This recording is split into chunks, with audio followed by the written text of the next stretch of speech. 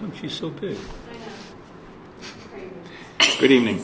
I'd like to call the regularly scheduled Board of Finance meeting for Monday, July 16th, 2018 to order.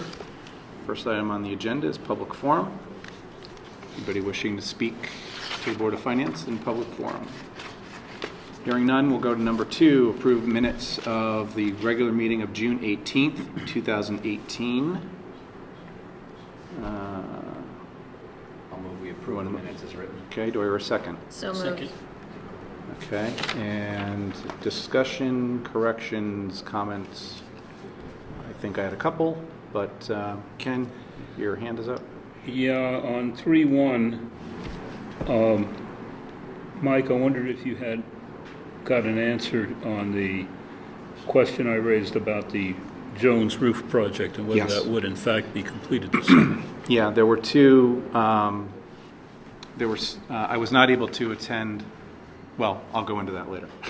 I'm jumping ahead.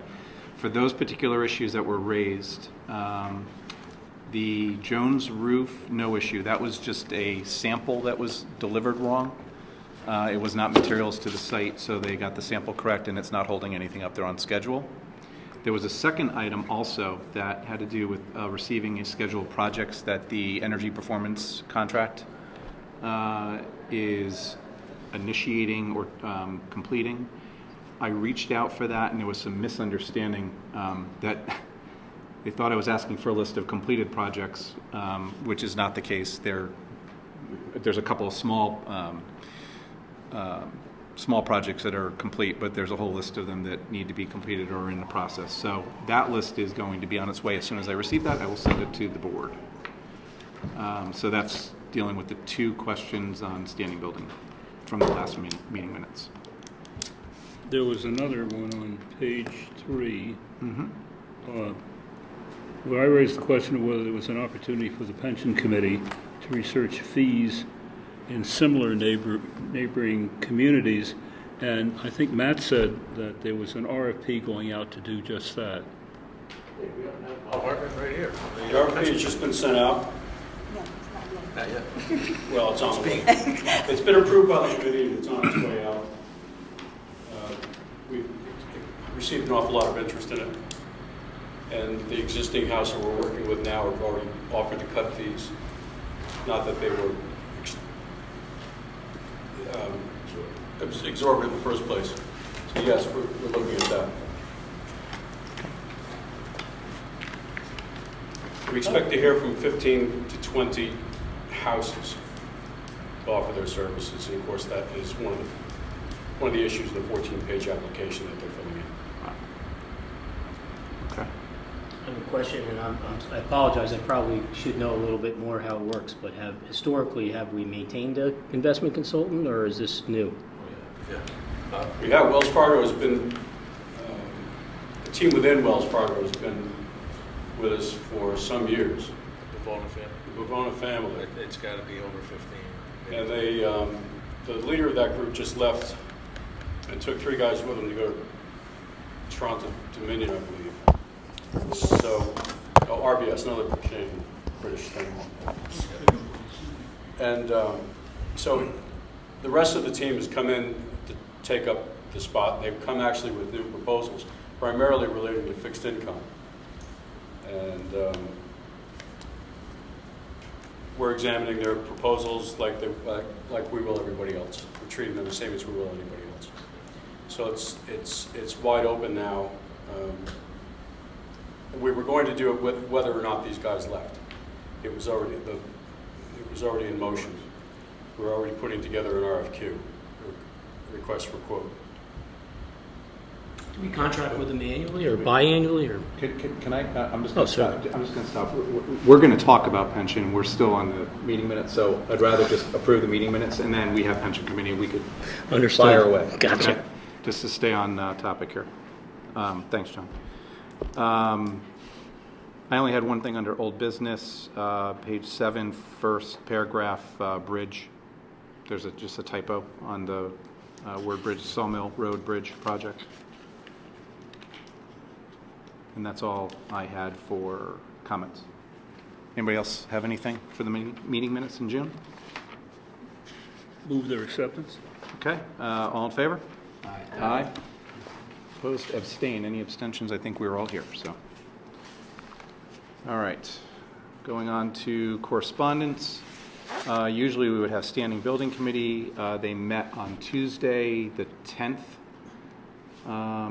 And therefore, they haven't even probably drafted out the meeting minutes yet, or at least reviewed them. And usually they do that first. So with that, we can go right over to pension. Jonathan, would you like to continue your questions? Yeah, sure. Curious how long we yours. contract with the consultant. Is it annually or biannually or? Basically is when we decide it's time to change it. That's right. Okay, so it's sort of just They're a consultants, standing, it consults standing and contract. They make quarterly proposals, and then there's an annual review that we review constantly. So it's always up for grabs, John. Okay, It's always up for review. understood. We're not Yeah. fixed into anything. Yeah, Basically the that was in Mike. same way as the auditor. We have an agreement, but we can go out whenever we feel, which that'll be coming up in a couple months. That RFP. Just remind me of them. Anything else on for pension committee? Was there any further discussion on the lowering of the expected rate of return? We did last year down to 6 3/4. We're already auguring to put it down ourselves, whether they want to or not. We will. I expect us to go down to 6.5. That would probably put us at the low end for just about anybody in the state. We just don't think we can sustain these returns. We don't want to lie to ourselves and think it's possible. Thanks. Anything else on pension?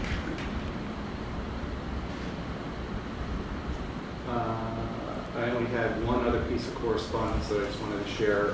We all received it, but I really wanted to note it for the public regarding a letter that was received after our last meeting from the Connecticut Association of Public School Superintendents, the executive director, who's Fran Rabinowitz. This was regarding Dr. Freeman, and it was forwarded to us, and then I forwarded it to all of you on June 25th. I'm only going to mention a couple of excerpts. I'm not going to read the entire letter. Basically, it was to take an opportunity to thank the Guilford Public Schools for Paul Freeman's time and commitment to CAPS. That is the Connecticut Association of School Superintendents. He has served as a member of the board and an officer since 2016. It's mentioned that he was a powerful and well-respected voice on these issues at CAPS in the legislature. He's taken a strong stand for what is right for students and has led the advocacy for excellence in teaching and learning in every classroom, and has shared exceptional educational practices from Guilford Public Schools, which have helped to shape CAPS leadership in what teaching and learning should look like in Connecticut now and in the future. Who just went on to mention that next year he's going to be continuing to serve on the CAPS Executive Board as first vice president, and they look forward to his continued leadership. Thought it was worth mentioning that as correspondence. I have not received any other correspondence except for those things that we will address tonight. Is there anything else? Okay. Item number 4. Review and accept report of expenditures for the Board of Education for June 2018. Linda Trudeau. Guess I'm solo tonight. You're for now. For now. Okay, for June, our expenditures were $8,498,097.85. And that is much higher than normal, and that is due to the final payrolls for all our employees who get paid, choose to get paid over 26 pay periods. So we do a balloon payroll in June. It's equal to 4 of their paychecks, which makes that expenditures much higher. You all have the memo in front of you. We did receive the second installment of the Magnet Transportation Grant. We get funds for transporting students to the Educational Center for the Arts. We also transport students from other districts, so those districts give up their share of the grant and we get the funds. It comes in 2 installments. So we did get the second half of that. The rest of it is preschool tuition for $1,700. And we had a student from Madison that was attending one of our programs, And it was only partial year, so that we received tuition from Madison for that student that attended our program. And then we had a small donation from Coca-Cola. The rest of the expenditures, we're still trying to close out the year. We still have some bills coming in, trying to track down the last of them. Right now, we're still thinking that we're going to end somewhere around $10,000, maybe a little more. But we're trying to chase down a few more bills. So the warrant was $1,838,038.03. So I'll be happy to answer any questions that I can. These budget transfers that you refer to in your letter, Yes. that will be paid in July, are they going to be paid on the current budget Yes. or in the new budget? Yes, those are to close out the current budget. So we balance the 7 major categories. We can't have each of the categories over budget, so that was to balance out the final at the end of the year. I have a question regarding those transfers. The first one has to do with within the salaries. Well, actually, I'm sorry, salaries to tuition. Yes. The report says 475, and I was reading in the meeting minutes it was 400. When did it change from 4 to 75,000 was done back in February It was. because we didn't have enough. We were over budget and we weren't able to pay bills for February because we were waiting for the first installment of the excess cost grant to come in. So we did a small transfer just to be able So to pay. 75 was already reflected. 75 was already done. Okay, I looked for it and I missed it. Okay. It was back in February. Okay. All right, that makes sense. And then just within the category under employee benefits, there was the approximately 900,000 that went from medical to pension. Yes. Could you, well, I was going to say, could you explain it, but that's within the same category. Is that just more for budgeting purposes, within the category because it was such a large amount? Right. Or is it based on previous conversations about taking medical to and transferring to pension? It was based on taking funds from medical. The Board of Ed had voted to not make the final June contribution to the medical fund and put the money into pension. That transfer has not happened. I'm still waiting for direction on exactly how we're going to do that. So we will be doing that before we close out the year. Matt, did you want to make a comment? Chairman, I think Yes. we talked briefly about this last time. Yes. I have had a conversation with the superintendent of schools and a very brief conversation with the chairman of the Board of Education. I think it's time for this board to weigh in terms of, this is one man's suggestion, your opportunity to weigh in, because it's my contention that is a joint account set up for the welfare of our employees, both of our employees, and for one entity to make a determination that they don't need to fund it breaks the spirit of the compact under which we entered into that arrangement with a shared self-insured plan. I also have some concerns based on what we had talked about before, which was the unfettered use of the excess monies in the health account, because some of those contributions in the health account were actually made by the employees. So I think there was another conversation that we had where we talked about the fact that 3 or 4 years, 5 years ago, the fund was in financial difficulty. And jointly, the Board of Education and the Board of Selectmen and the Board of Finance appropriated about $600,000 to shore that account up. We've had some discussions with some of our financial health consultants, and they suggest that that money would be readily available to move without any consideration for a percentage of the contribution that had been made by the employees. So it is my contention and my ask of the Board of Education that they fully fund their contribution, and then this board determines what to do with any excess funds, particularly as it relates to shoring up the Board of Education's pension. So I would certainly welcome, I'd be happy to attend a meeting with you, myself, Chairman Bloss, and the superintendent of schools. I think that would be a good idea. I also think that just getting some input from this board, across the board would be helpful. I think there's a couple of issues. No particular order. First of all, precedent would be set by doing this. This has been done in the past, and when that was done, it was done without discussion and agreement amongst the three boards. Yeah, and that was an issue. The other thing that I noticed, and it'll come up maybe later, is I was surprised to see that on the medical benefits that, we're supposed to have a certain amount of surplus, which we talked about at the last meeting. But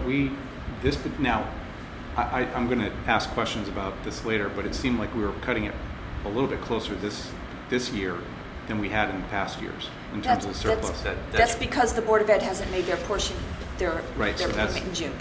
Right. Right. And so with that being said, Bottom line, we still have balance. the balance, and years. it's still a healthy balance, don't get me wrong. But if you add the $900,000 back into that number, because it's roughly $900,000 your contribution, if you add that back into the summary spreadsheet that you were provided with the health thing, right. it brings it from 3.6 million in surplus to 4.5, which are the numbers we've been talking about right along. Right. Well, this is a good opportunity. What's the board think about that? I'm a little Position. confused, I'm sorry. So if I look at the medical sheet from last month, the surplus was 4.5. I'm trying to find it here and here. And now it's 3.6 because of the transfer? There was no transfer. The Board of Ed didn't pay their... The Board of Ed, instead of paying the medical, into the medical, they put it towards pension. On the revenue side, the contribution for June should probably reflect 214,000. I don't have my document in front of me. Oh, sorry. Yeah, Got it. Pretty close. 214,000. That's roughly 900,000. 900,000, right, I see that. Yeah, and then if you look down the bottom right, we're short 859. But this is not the $600,000 No. that we've been talking about. No, it is not. And it's not that same pool of money either. No, the 600,000 is theoretically embedded in the 3.6 or the 4.5 because we had made that additional contribution outside of budget deliberations 5 years ago. I guess I'm confused with the accounting, I'm sorry. Okay. We've got 900,000 coming out of the medical line. Well, That was- it's not. No, it's not. It's Ken, not. It is not coming Because out. you're It was comparing a balance sheet contribution. item with an income statement item, basically. It was a contribution. That 900,000 contribution was not transferred from the Board of Education into that account in the month of June. So they shorted the account by 900. The medical account. The medical account. Oh, okay. So they just didn't put the money in. It didn't actually come out or anything, just never put it in. Exactly. And instead, they put the money in the Well, they pension. haven't put it anywhere.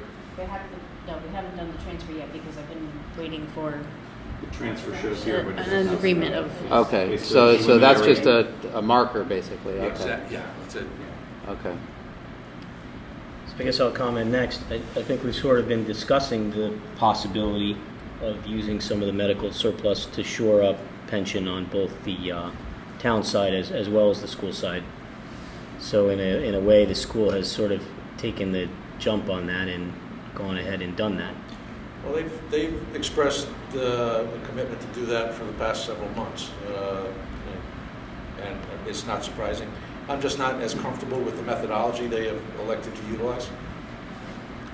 Yeah, understood. There's sort of an unsaid agreement that it would be funded and that maybe a decision to move the money in that direction would be more of a consensus between the boards.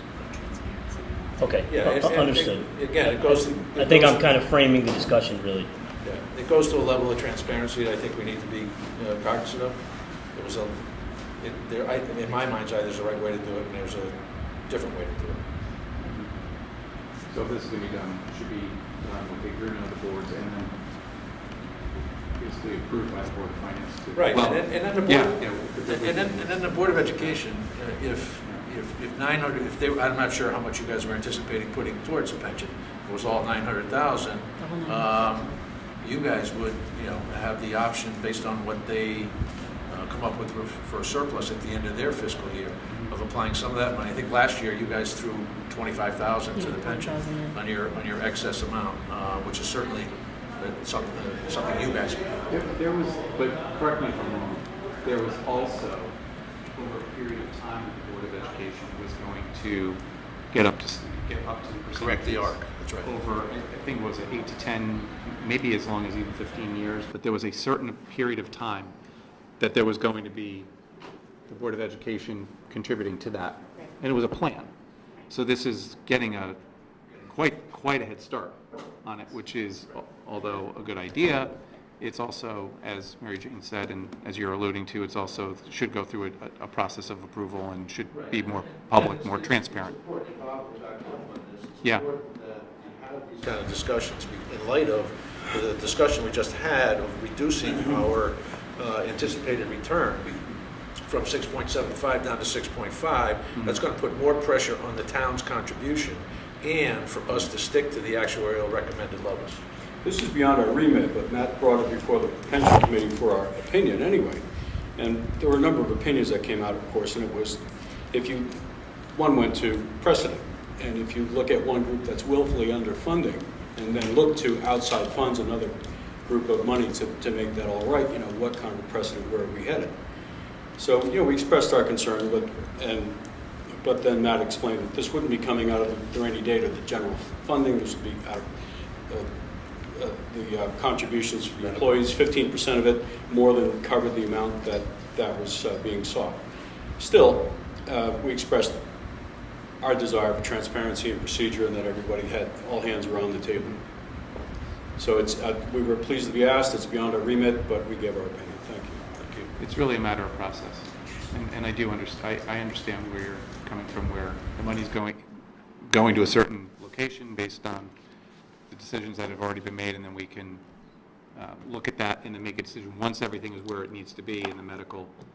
And then, again, if we're going to do anything out of medical, we can take it out of medical, and then.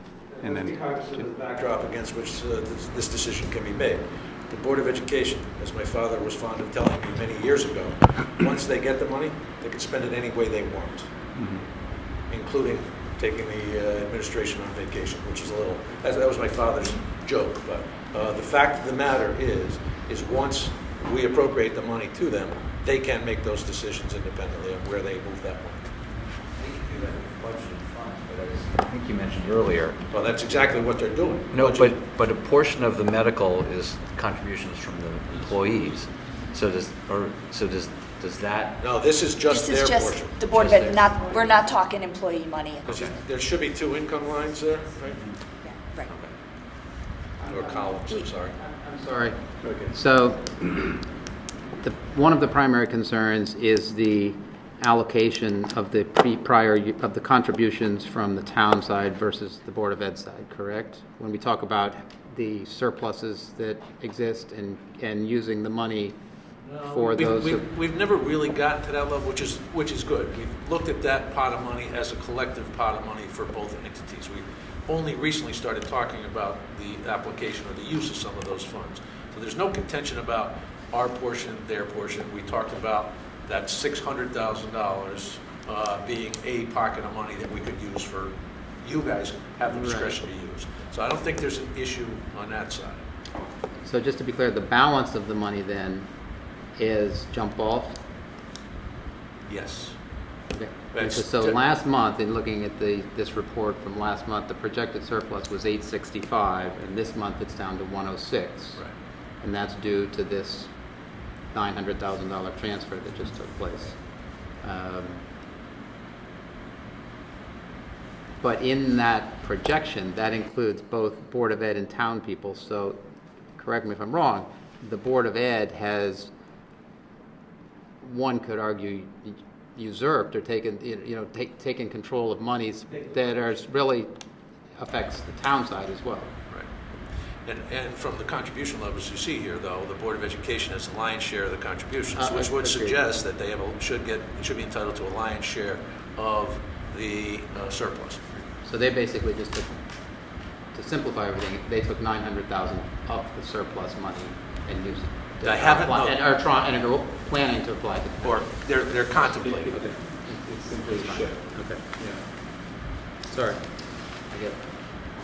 So, I did ask for comments from the board regarding this. Anybody else want to weigh in On this or other on issues? on the discussion? Because I think the next step, if I could, is to make sure that possibly you, me, and Bill meet, talk about it, and then come back to this board and indicate and talk about what was discussed there. Make sure, again, transparent. Make sure that we all understand what the process is and what we need to do. Persuasion that this well be made before you have to come back to this board.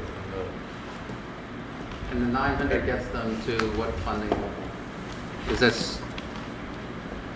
That 900, that contribution, that would be they would have contributed 100% of the anticipated amount to cover the. That's just for this, that's just That's- fulfilling this year's obligations. Fiscal It's year not 2000 making up for any deficits. 2018, that's right. This year and a little bit and more. It's 900 is more. Right, so the ARC was 400 and something thousand. We're putting in 1819, we put in 560,000. So we already covered the ARC, but we have a 2.9 million liability that we have to pay down. And that's what we were trying to pay down over years. So the And that's 900,000 the would. plan we were talking about over a period Right. of time, that would be Trying paid The to- down. window on that is closing because we are no longer adding Closed plan. recipients to that plan. Mhm. So we're now starting to shorten the timeline over which we can amortize the entire plan. Is that right, Bob? Yep. Okay. I think it's 13 years now. Yeah, 12 or 13. 12 or is the 13, number. something like that. That's, yeah, actually, yeah, that's the number. 12 or 13, I That's the think number. it You'll be able to report this back to us next month? Yes, that is the plan. I would hope you'll come back. You'll see it in next month's report, possibly. If there's any discussions and anything that, anything that takes place, I'll feed it back to this board, make sure everyone knows what's going on. It's fine. Okay, moving on expenses, or, Ken? Yeah, Where we want to go from here, right? I have in 4 categories. Well, let's just start. The most important one Okay, is in special services, we're about $240,000 over. And I wondered, what is it that's fueling that line specifically? So that is any contracted services for special ed students. So it could be nursing services, it could be occupational therapy, physical therapy, it could be evaluations, it could be a behaviorist. It's any contracted services for a special education student. In excess of what we budgeted. And And we shouldn't lose sight of the fact that we moved $475,000 to cover tuition. yes. So that's a tough area. I had some other questions in other areas that concern me. They're not as large as that. Upkeep of building and grounds is about $50,000 over, and that's another one. And then I had a couple of other little ones, but I'll piggyback on that one because the last couple of months I've asked that question. I noticed that the encumbrances dropped only about 8,000 since the last report. We just canceled over 30,000 of facilities encumbrances, and we're looking at a few more. It's taken us a little longer. So because that's- Cliff is- So that'll bring the Be number some around 100. cancellations in there. That'll bring it down from 105 to. Right. right And around they weren't all 100%. necessarily that category. There were some may have been custodial supplies, they may have been in a couple other accounts, but we've canceled over $30,000 of facilities purchase orders to date. It'd be nice to be within the budget on that line item, but if it's not, we know it's within the same department, so, or the same categories on services, so. then there were A couple of smaller ones, Ken? a couple of small areas. Co-curricular, why should that be over? That's pretty much planned for at the beginning of the year, isn't it? Yeah, that was my mistake. Sorry? It was my mistake. I made a mistake in the budget. So the budget for 17-18 should have been Oh, higher, I and see. I corrected it in 18-19. So that was my fault. I apologize for that one. Was that a line item that was mentioned last month? Yeah. It was, yeah. Again, okay. So And we're it's over. the same one. We're over. My last one was substitute teachers. We're over in substitute teaching for the year. Yeah, we've had a number of teachers out on leave. We've had unfortunately some illnesses, so we've had some substitutes. And it's one of those things that's hard to predict how many substitutes you're going to need during the year. These were unusual illnesses or injuries or absences. Yes. Okay. Okay. And I've got a question that's kind of warrants. You know, I see the warrants for mileage reimbursement and telephone reimbursement. I'm just wondering generally, is that for all administrators that they get mileage and telephone reimbursement?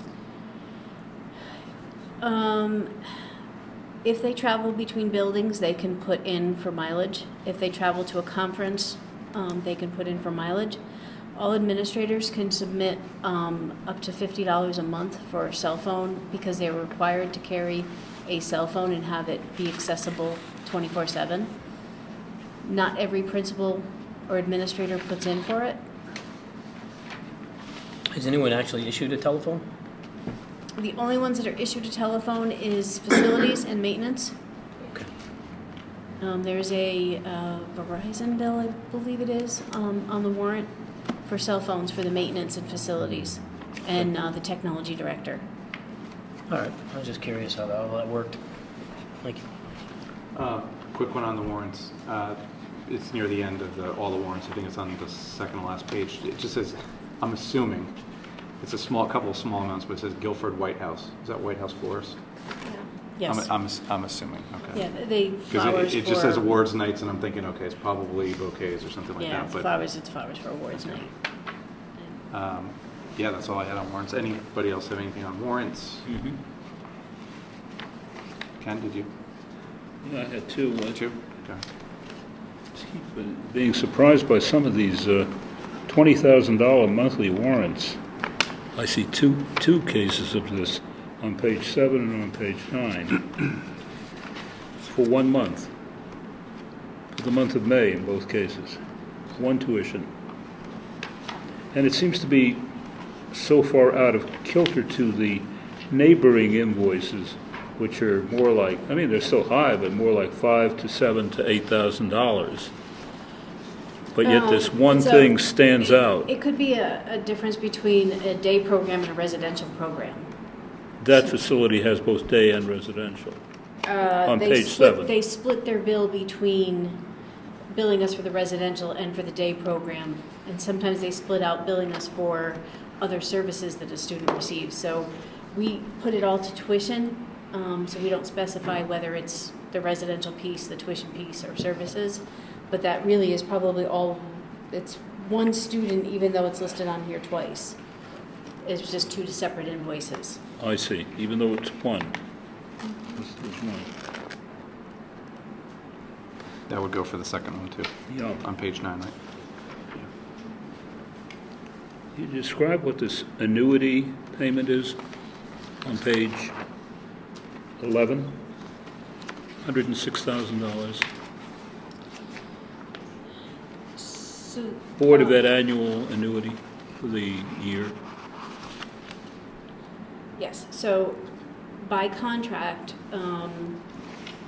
custodians, paraclerical administrators get an annuity payment goes into a 403B or a 457 plan. If the employee contributes a certain amount of their salary into a 403B or 457, the Board of Ed will match a percentage. I see. And it's done once a year. The administrators, it's a flat amount per contract, so they, regardless of what they contribute, they get a certain percentage, and it's in the administrator's contract. There's also a set amount for the superintendent, assistant superintendents for an annual annuity payment. And Omni is the third-party administrator that we use. I would think. So we send the funds to them, and then they distribute it to everybody's account. Thank you. Anybody else?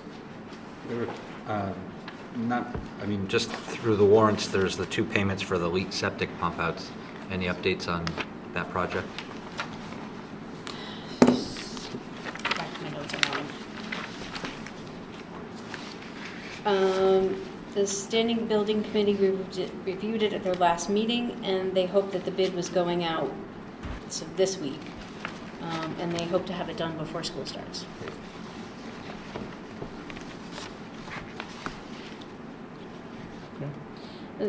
The other payment that, I just lost it, I just had it here. On the top of page 3, annuity investors life insurance. for $98,000. That is for teachers who were hired before a certain date are eligible to collect up to half of their unused sick time up to 70 days when they retire. So that's the payment of those funds for 3 teachers. And the funds either go into a post-retirement medical trust fund that they can use to pay for any post-retirement medical expenses, or it goes into a 403B. So that was the payment for 3 teachers. And we do have 1 more teacher, but the amount will be much smaller. Okay. And the number is dwindling. There is a sunset clause on that benefit. I would think so if it's only 1 versus 3. So, okay. Just below that line item, there's the item for the lease for the high school IMAX. Is that for the technology lease? Is that a payment under that, or is that something different? Yes. It's just our way of marking it so that we know that we have to process it through the lease to get the money back from the leasing company. Okay. So what Kevin Mitchell is doing now is he's saving some of his lease funds for the end of the school year, and then he buys the equipment, and it comes in and is here over the summer. If he waits for the new lease, it's not always done in time for him to order stuff and get it in because the new lease doesn't take effect until July 1st. I see. So this way, hopefully, the equipment's here when the students come back to school. So the equipment will be here. It can be installed over the summer, and then everything's ready to go in September. Okay. So he's kind of shifted his plan a little bit. Great. Thank you. Any other questions for the Board of Education? For Linda? I did give you the hand out the tuition report. Yes. Thank you. And it actually shows that we are going to have a surplus, but that is due to the fact that we did the $475,000 of transfers. So after those transfers, we're going to end with about $13,000 in the tuition line.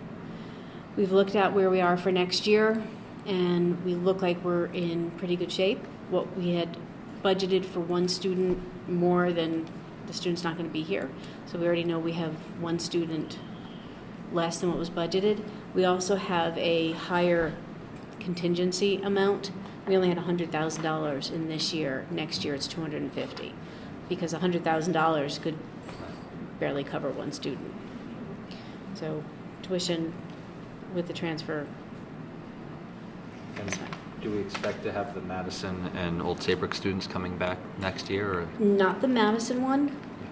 That student actually didn't even stay the whole year here. The Old Saybrook one, I'm not sure about. Okay. And being summer, we know that can change Yes. in a couple weeks. Yes. Yeah. Okay. Linda, do you have anything else? Russ? I think that's it. Okay. If there's nothing else, then can I request a motion to accept the report of expenditures of the Board of Education for June 2018 in the amount of $8,498,097.85. So moved. Second. Any further discussion? All in favor? Aye. Opposed? Abstain? Recuse? Okay.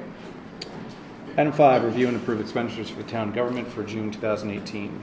Mary Jane, hello. Hello. Hello.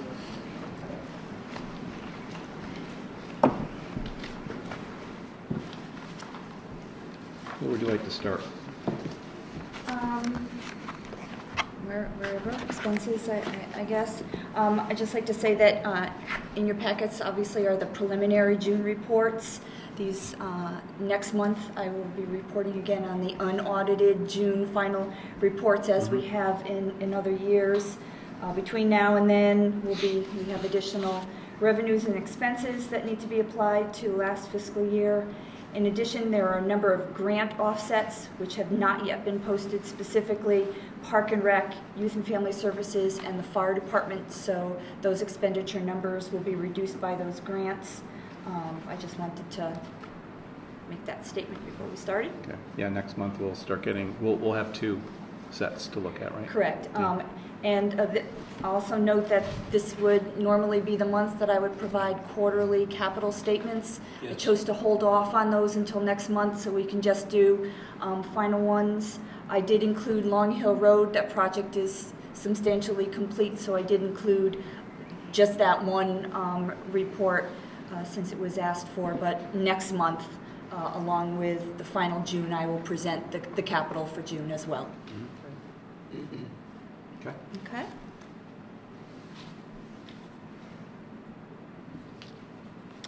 So if we start with expenses, at the moment, bottom line, we are 97.8% through the year, expended for the year, a little higher than we were this time last year.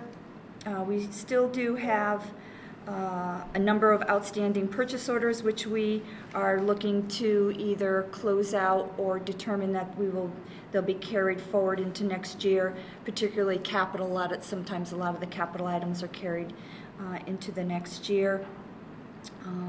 I reported a couple of months ago that on the expenditure side we were going to be very close on the bottom line, if not even over a little bit. And you can see we have $2 million left to spend at this point, with 1.6 that we're showing is the Board of Ed, so we're going to cut that pretty close. Some of our line items are over. The numerous storms, significant legal bills are mainly the reason for that. You'll see our legal expenses are over by almost $100,000, a little higher than we had originally anticipated. The building department is over, as I reported. We have that additional revenue on the other side for that offsets that. Natural resources is over, but you see they have encumbrances for almost the amount that they are over at this time, so we're working with Kevin on that. The fire department, as I mentioned earlier, we still do have some grant offsets to apply to that, as we knew that the fire department would be over at the end of the year, mainly due to the SAFER grant. We don't have final numbers at this time, but we are working on our first grant request. So for next month's meeting, I'll also give a report on where that stands and how much of this overage is due specifically, to the best of our ability, to the SAFER grant and the new firemen. I just don't have those numbers ready for today. Any update on there was, for a while, there was issues with regard to the reimbursement for The Medicare? No change to that. Okay. Unless, Megan, you've heard anything different. No. Beginning to look like the fire revenues may approximate budget. Yes, we're still short the Medicare. Unfortunately, our call volume has increased, so it's a good thing and a bad thing. But the Medicare portion, we're still shy that slight percentage. So it's based on quantity. It's really quantity of at this calls, point. as Yes. opposed to Yes. change in the reimbursement. Exactly right. Youth and Family Services is showing over as well. Again, we But they're an have offset, grants. too. There are numerous grant Revenue. offsets that we just haven't gotten to yet. Those will all be obviously done by next month. So.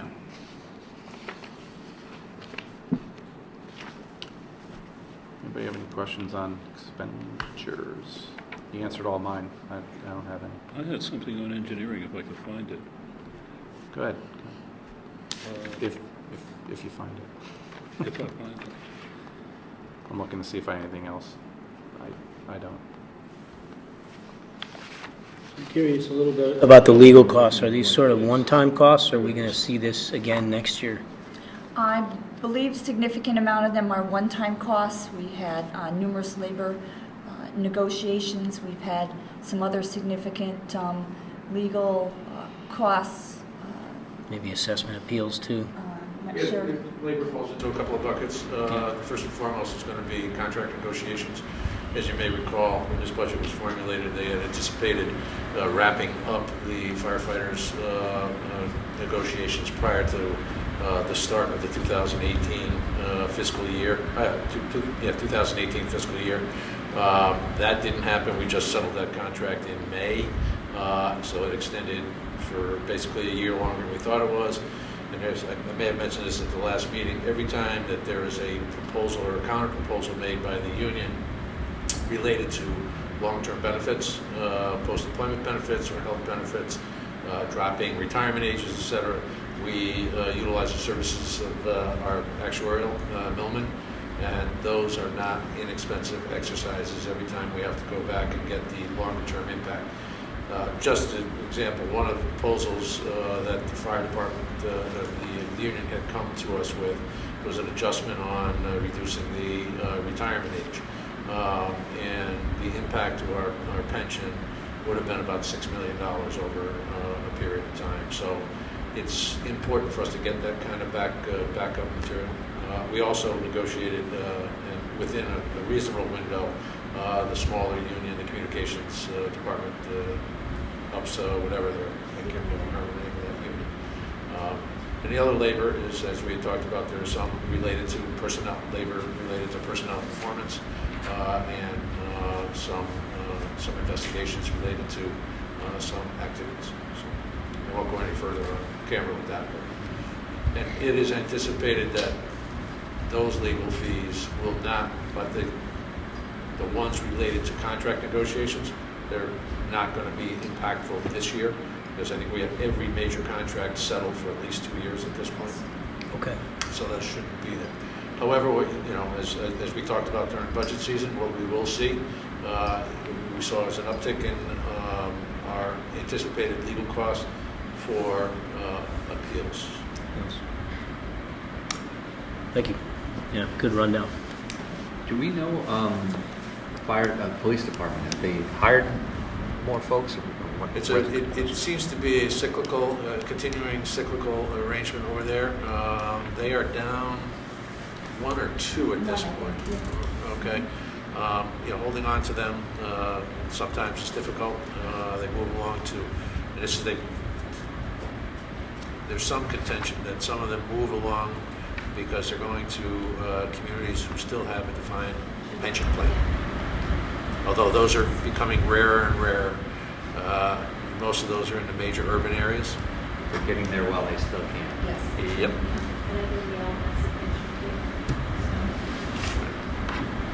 The reason I'm asking is because I see that in the fire and the police, there's the replacement salaries and overtime, and the hope was with the safer hires on the fire department side. And yeah, but the impact of the replacements for with the safer guys has yet to be realized. They just finally deployed them a week and a half ago. Right. They've been in no, I didn't training mean this one. I meant down the road. for next year, right? That is the intent. And that's the anticipation, is that the staffing model is going to be adjusted, so there'll be 8 down in Central, 2 up in North Guilford. However, when there's a call out or a sick or somebody's off, they are not going to replace to a full complement of 10.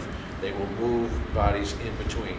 And that is where the anticipated savings from the replacement salaries is going to come from as a result of the SAFER grant giving us those additional firefighter, EMTs and firefighter paramedics. Yet to be seen. Yeah. Expenditures? Yeah, I have a question. Does engineering kind of treat summer and winter road maintenance as interchangeable accounts? No. Because I notice in one, it's almost parallel.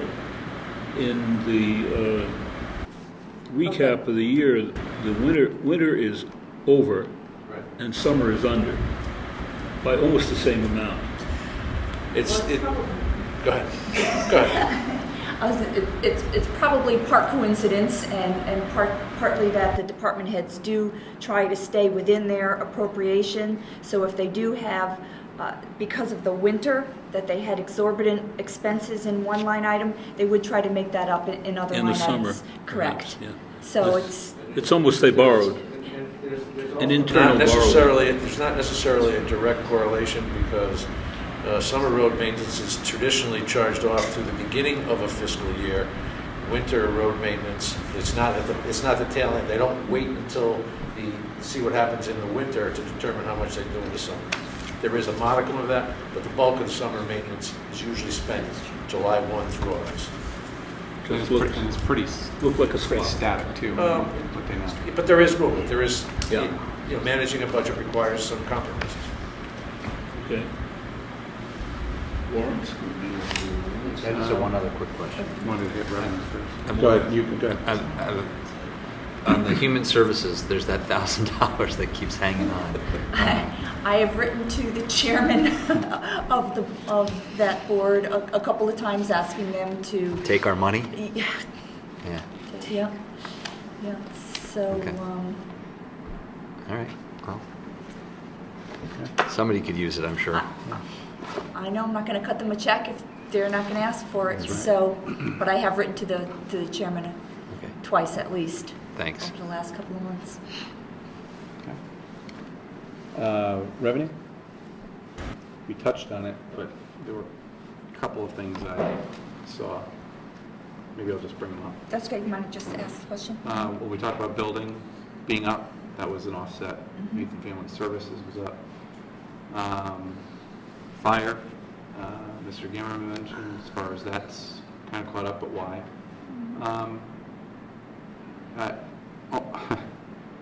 One really good, Parks and Rec. Last month, we were concerned about where that number was, and they are at 100%, just about. And we were told at the last meeting that they usually do a bulk of their revenue in really in the month of May into June, and they're right at it. They're just about hit the number. Might as well say they hit the number. They're 99.9. So Yeah, you can write them a check, $139. we'll make them whole, right? And keep in mind that there may be some residual revenues that are still coming in, so Okay. we might even hit that 130, that Okay. 100%. So that leads into my next question is, and I was hesitant, but I'm going to bring it up, golf. We talk about that as a struggle, and all golf courses have struggles, but of course when it's municipal, it's even more scrutinized. How much more of the remaining revenue do we think is going to come in? You mentioned Park and Rec has probably maybe some Small, outstanding, yeah. but is it a fairly small amount that is delayed in coming in? Or is it pretty much that's going to be the number? I think pretty much we might get some small dollars in, but I'm not anticipating 40,000. Yeah. Where do you see tax collection ending up? Tax collection should be done. This is probably Yeah. where it is at this point. Anything else is coming into this year at this point. So. Okay.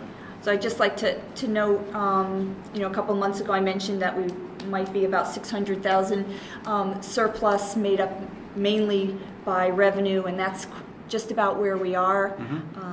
Not anticipating a lot on the expense side, so this is kind of where we expect to have our surplus. So that tax surplus looks right. We don't have maybe overpayment of escrow and. No, Okay. it's correct. All right. Yeah, we've sent back That's great. a significant amount of tax refunds month after month. So with the revenues and the expenses, what's the number we're hovering around? 600,000. 600? Okay.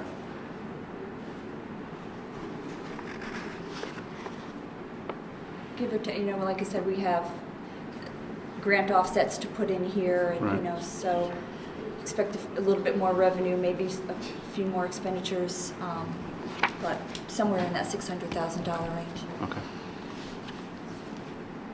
All right. Anything else? Revenues? Let's see. Let's go to warrants. Had a couple. Sure. The first item in warrants is... Which one? Yeah, can you tell me which one you're on? Are we on the weekly? Weekly warrants? Yeah, Okay. 710, page 1, the very, very top. On reval, is this, where do we stand on reval payments? Reval is complete. So this 34,000 should wrap it up. Correct. If you remember, a few months ago, we did transfer the balance of the reval, reserve for reval, into the general fund. I believe, I don't have it open anymore, but I think it was like $67 we're short on the general fund side, so the contract came in, pretty much right where we expected. So this should be all, except for anything related to people who come back to us, for review. So. The review process. Correct.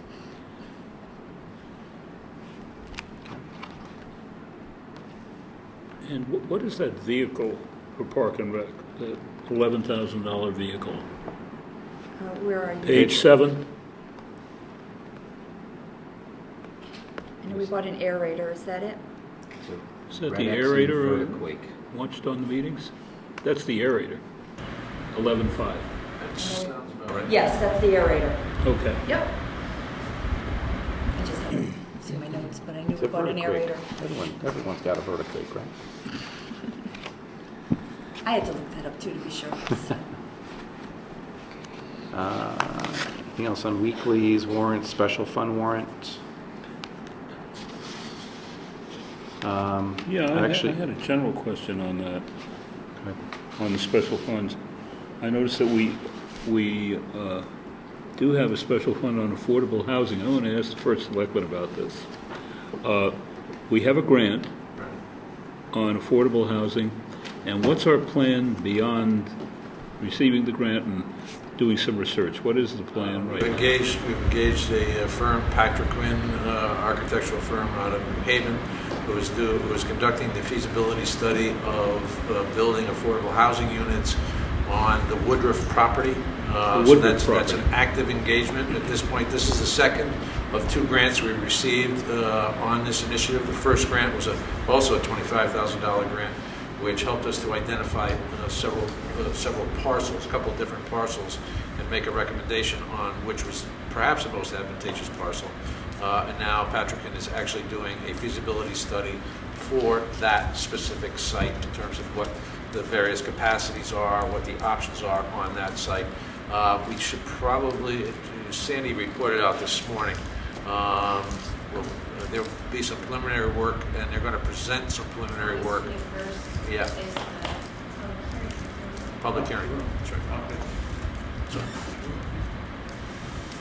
And, is there backup grants, or are we then going to be on our own?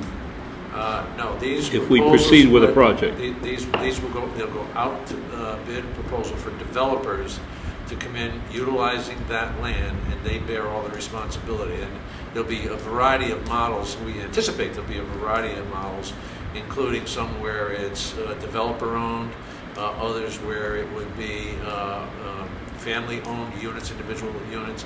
So there'll be a range of options available to us. And that's, Through the Department of Housing? yes, this is. There's a limit there. and the Yeah. developers will probably be able to apply for grants and things like that as well, but that would be on them. The limit, I think, would be like 75% of your Some, area. the anticipation would be similar to the model, was it Apple, whatever is up on Long Hill Road, similar to that kind of development. So the public hearing is also to get interest, not interest, but to work with the folks in the affected neighborhoods related to it. It's required by law as well. Sure. But among the groups that are targeted to benefit from the affordable housing are people right out of school or senior citizens or things It's like really that. more appropriately known as moderate income housing. Right. It also gets us on the curve. We're sort of on the back end of the curve that every municipality is supposed to be in terms of the number of state designated affordable housing units. Like many of the municipalities around the state, particularly suburban communities, are well below the state targets. But this gives us the defense or the argument that we are working towards trying to remediate that problem. Very important step. It's a very important step. Agreed. What's the number, have they come up with the number of units? No, it's what the Approximately. design, that's what the design is based on. 15 Somewhere in that neighborhood. That's what I was depending. wondering, a range. Yeah. We're going 15. through all the various options. How many Yeah. 1-bedroom, how many 2-bedroom? What's the septic going to entail? How much impervious surface are we allowed to create? So there's a number of considerations. Will teacher salary qualify for that kind of? I believe so. I believe someone on a teacher's salary. And it's affordable for this area. It's not necessarily Right. affordable outside of the shoreline. Percentage. Yeah, it's a percentage of the income. It's like the percentage of the average income in this area is how they determine it. County, you think? I don't think it goes by county. What is happening on August 21st now? August Public 21st, they're hearing. having a public Public meeting. hearing. Yeah. I assume it's here. More than likely. Yes. Just putting it out there. Question on special fund. Theatrical sound system. It's like the fifth one down. Horizon Sound. What was consortium contractual cost for sound system? Just wondering where that was used. That's came out of the drug-free community Support grant for Youth and Family Services. So it's basically grant money. it was grant funding, so that's Okay. where that came from. Okay. Anything else on anything on warrants? Okay. Medical.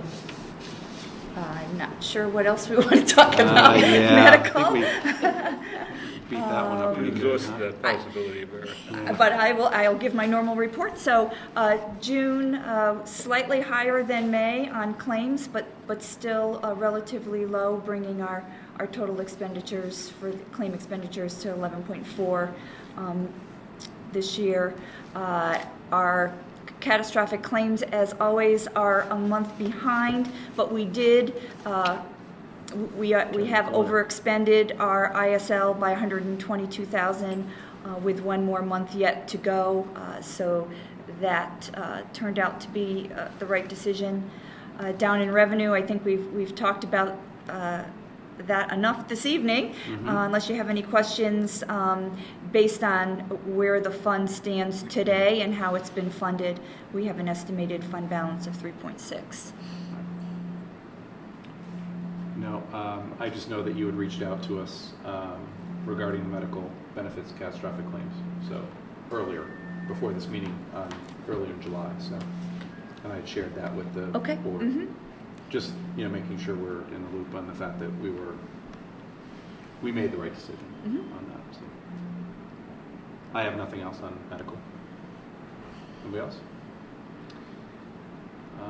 We covered everything. There's only one. Oh, on the Long Hill Road report, I was looking at the totals regarding the contract amount and the expended amount. It seemed to be a tad over. Just wondering, is that where the number is going to stand? It's not by much. It's percentage-wise of the.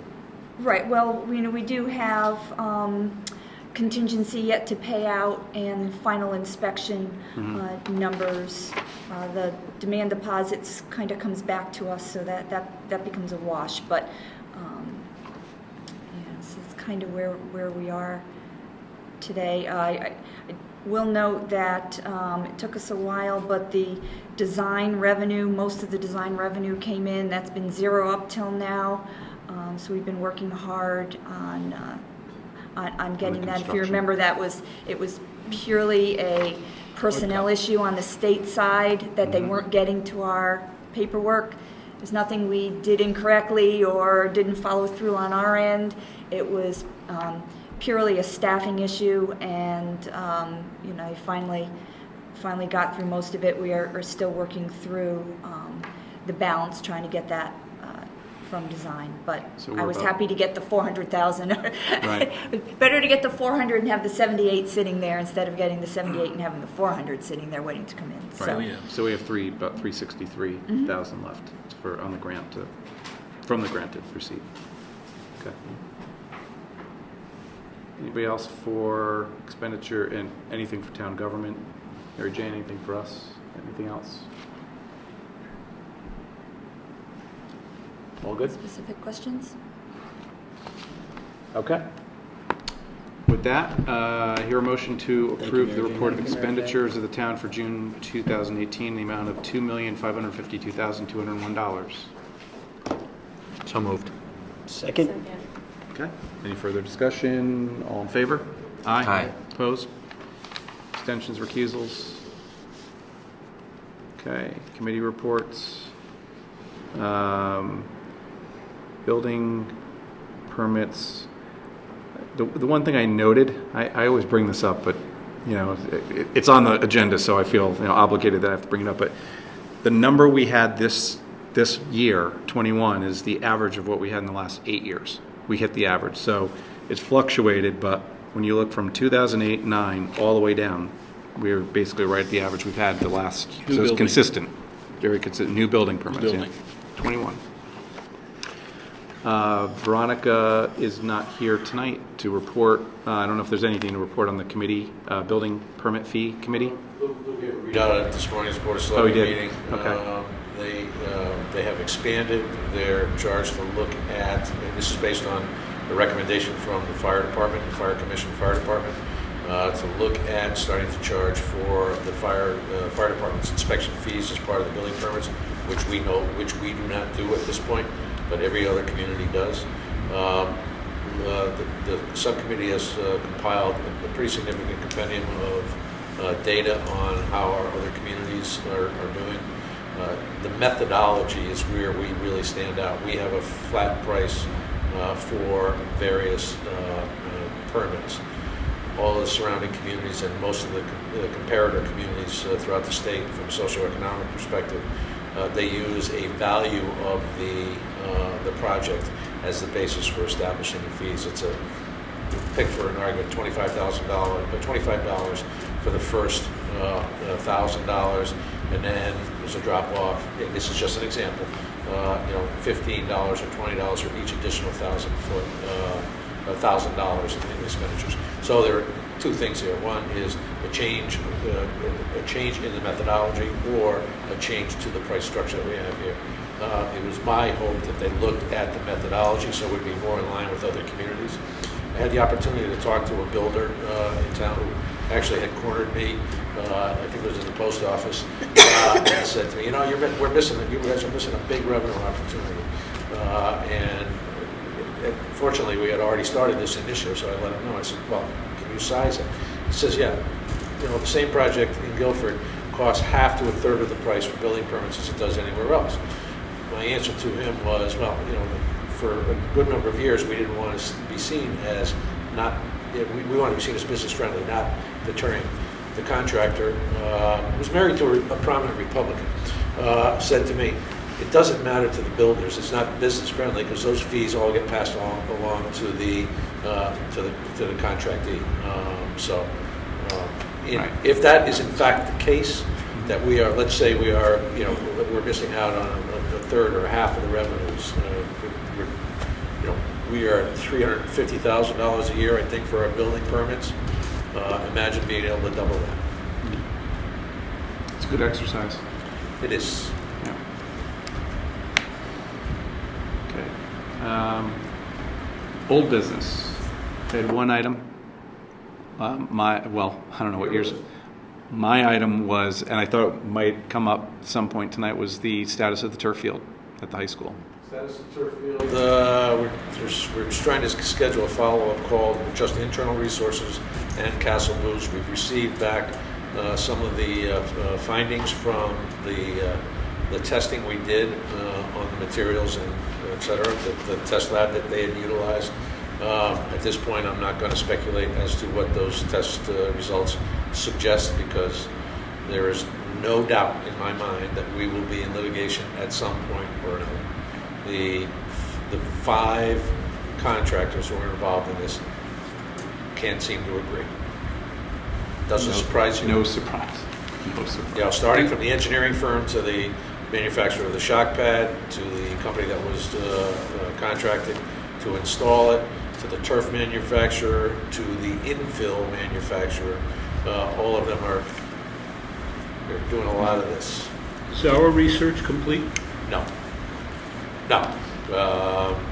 We're getting the first set of tests back. We sent the materials off to a testing lab, an engineering testing lab, and then we have subsequently determined that there'd be another series of tests that needed to be performed. So we're getting the first ones back. Well, I think we have them in hand, but we're going to get a readout from Castle Booze as to what they mean, or what they think they mean. What they mean in terms of what caused the problem, or what needs to be done to keep it from happening again? Well, the first is what caused the problem. Second is to identify the responsible party for And the third is to ensure that the responsible parties will pay for the remediation. One thing including we what are we're not spending. going to do, there was some suggestions that we make some remedial fixes to fix the torn areas. And it was pretty much unanimous. One contractor was a holdout on that, which may suggest that they don't think it's their fault. We were pretty adamant that we weren't going to go back and fix it and wait for it to happen again next year. That, and it's almost like, I hate to say it this way, but like a crime scene. I mean, you don't want to touch it. Because as soon as kids start going out there and playing on it, I mean, obviously safety is the number one concern, but geez, anything else happens on that field when they start saying, well, that wasn't like that. Now One of the other concerns is we can't necessarily see if there are material weaknesses elsewhere in that field. Right. We just happen to see where the seams pulled apart and the pads pulled apart. There may be more minor separations elsewhere in the field. Is there any estimate as to when our research will be completed? When we're comfortable that we have a strong case to make in the court of law. Are there other towns that are going through? Yes, there are a couple other towns. Bristol's one. There's at least two others in Connecticut. The challenge is there are multiple variables in this field. All right, type of drainage, the type of underlayment. There's a cloth that goes underneath. That's an impervious cloth that runs water in a certain direction. Then there's the shock pad. Then there's the carpet. Then there's the infill. So there are not all fields are built the same way. For instance, the infill is one of the it's a new infill. That's that synthetic infill. It's not a rubber material. And there are not too many fields built the same way with that infill. And any of these towns resolved the issue? Oh no, they're going on. Everything is They're going on. ongoing. when they know, we'll know. And there's some commonality, obviously, in terms of the. But they're different. They're each unique. Right. So you wouldn't be able to like pull everybody together? No, because they're different resources. Yeah, okay. It's one question. Obviously, having two boys here this summer that play lacrosse, they keep asking what's wrong with the field and when's it going to be fixed. So, I told them what's wrong with it. So and did everything I could to keep them off of it, which I did.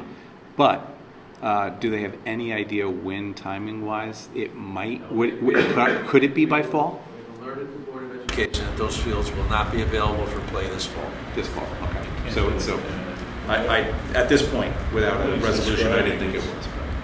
Yep. It's next year at best. Next spring it does. But do it right. So Yeah. that's important. Watch that legal on the upcoming budget. Old business. Anything else? Were you gonna? I don't know if you had something else before. No. The only thing that is of note, we received that federal HUD grant. I don't know whether I alerted you guys to that. We had applied for a small cities grant, $400,000, which is will go to qualified individuals based on income thresholds for remediation of their homes. Those who can't afford those kind of energy efficiency, window, boiler, or furnace replacements. There's a threshold, an income threshold you have to fall with under. The grant, there'd be about $320,000 available for 10 to 12. The maximum a homeowner can get is $30,000. So there'll be at least 10 of these projects. The money is basically a interest-free loan to the homeowner. The money is returned when the property changes hands, and it goes back into that fund for other folks to use. So it is, and from an administrative standpoint, it's being administered by a federal grant writer and administrator called Lisa Lowe and Associates, and they manage the process from application to bidding out to contractors to site management of the work that's being done. If I recall, there was a certain number of applicants that we had to get in order to qualify Good for point. the Yeah, grant. we needed a minimum of 10 folks willing to submit letters of intent. In the short time that we advertised it through social services, Tammy DeFrancesco did that, as well as, believe it or not, our health department. Because our health department is currently, there are several homeowners who are under blight remediation actions, and those folks have been contending they can't afford to make the repairs. We had 28 people send in letters of intent. I know that there were a number of realtors who were alerting clients of theirs Yes. of this program because it was an effort to allow them to spruce up their homes and bring them up to code to make them more marketable. So Exactly. it sounds to me like it's a great program that can really help out It is. a lot of people. It should help out folks. That's it, Mike. There you go. Anything under new business? I think maybe we could just have an update on the new property on Church Street. No news at this point. It's being used as a staging area for the roof project here. Once that project is finished, we'll be taking down the garage in the back. The new town engineer, I guess that's some new information, right? I didn't share any information with that. The new town engineer will be charged with designing parking lot and options for parking lots with the building staying intact or the main building being taken down. At this point, it would be my desire to keep the building in its current condition, or not to remove it, because we have a situation at Town Hall. I may have mentioned this to you guys before.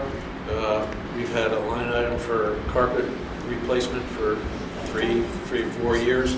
The challenge is that there's more than likely asbestos in the tiles, and actually there is, because they did a sample. It's not more than likely. There is one. So we're thinking about utilizing that facility as a staging area for the town hall offices when that project takes place, which we're hoping to do sometime within the next year. Okay. Yeah, I saw the activity, but that's the staging for the roof. That's a staging for the roof here. all right. So again, long-winded answer to say we're not doing anything with it because it's valuable space for us, because we may literally. There's some discussion about taking department by department and moving, because we just can't shut down town hall for a week. It's just not a viable option. So. How did you do it last time with the carpet? Did you do Last pieces? time, Yeah. they just did it room by room because they covered over the tiles with carpeting.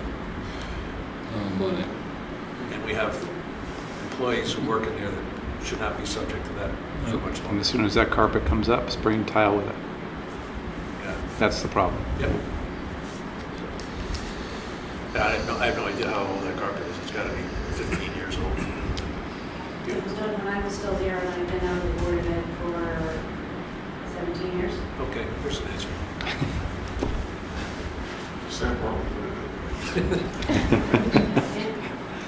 Seeing that we broached it in new business, when is the town engineer, new town engineer start? I'm pleased to announce we have hired a new town engineer replacing Jim Portley, retired effective June 29th, I think it was. Janice Plasiak, who is currently the town engineer in Branford. She was one of 4 candidates that we interviewed. There were 5 total that submitted applications. 1 was evidently qualified. So Janice rose to the top in the interview process. The nice part about it is Janice is familiar with Guilford. She actually worked as an assistant town planner back in the 80s, I think it was, in Guilford. She's a known commodity to Town Hall South. She's very well respected. Mike Terrific. passed along some words about that. Yes. Additionally, effective July 1, Tom Fillion has taken over as the Director of Public Works. As you may recall, that job was combined several years ago when John retired. John Volpe retired. Jim picked up the responsibility for both. He also picked up a sizable stipend to do both of those jobs. The net effect between Janice's new salary and Tom's new salary is we will save in this fiscal year $5,000 to $7,000 based on what we want to negotiating for both of them. The good news is Jim Portley's retirement. He retired honorably before the end of the fiscal year, which means had he retired 3 days later, he'd have been entitled to five weeks of vacation and a week of personal time, and at his salary, that would have been significant. So, lastly, as of this morning, Jen Bernardo now carries the title of assessor for the town of Guilford. Jen was one of 3 candidates that we interviewed. There were 4 or 5 applicants. One withdrew, another was evidently so unqualified. Jen rose to the top in those interviews.